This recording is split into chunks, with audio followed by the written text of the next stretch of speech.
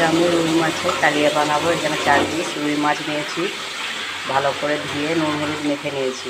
আর এদিকে একটা কড়াইয়ে তেল গরম করতে দিয়েছি, তেলটা আমার গরম হয়ে গেছে। মাছগুলো দিয়ে দিলাম ভাজার জন্য।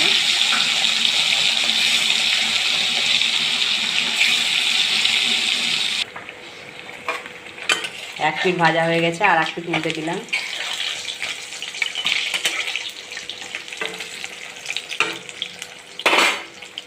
মাছগুলো ভাজা হয়ে গেছে, উঠিয়ে নেবো। এইদিকে আমি একটা পেস্ট বানিয়ে নিয়েছি আদা রসুন আর পেঁয়াজের।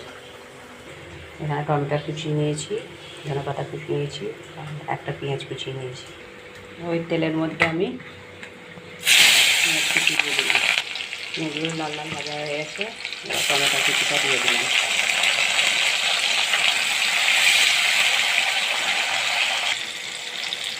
নুনটা দিয়ে দিলাম, তাহলে টমেটোগুলো গলে যায় তাড়াতাড়ি।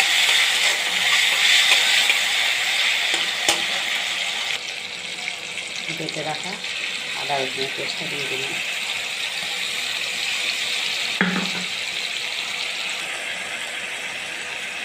হলুদ গুঁড়ো, লঙ্কা গুঁড়ো, একটু জিরে ধনে গুঁড়ো সব কিছু দিয়ে ভালো করে মশলাটা কষিয়ে নেব যতক্ষণ না তেল ছাড়ে। স্বাদ অনুযায়ী চিনি।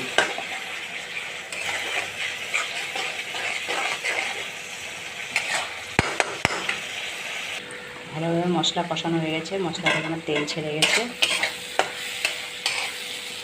এবার আমি জল দিয়ে দেবো।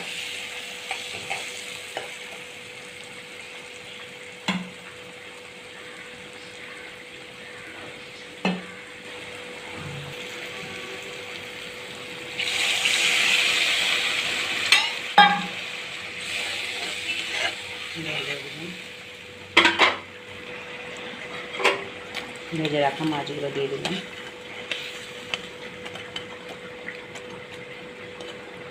ফুটে উঠলেই আমার মাছের কালিয়া রেডি। আমার কাতলা মাছের কালিয়াটা হয়ে গেছে, দেখো আমি নামিয়ে নিয়েছি। ওতে ধনেপাতা ছড়িয়ে দিলাম। তো আমার এই রান্নার রেসিপিটা যদি তোমাদের ভালো লেগে থাকে অবশ্যই একটা লাইক কমেন্ট শেয়ার দিয়ে পাশে থাকবে। পারলে ইউটিউব চ্যানেলটা আমার সাবস্ক্রাইব করে দিবে। তো সবাই ভালো থেকো, বাই।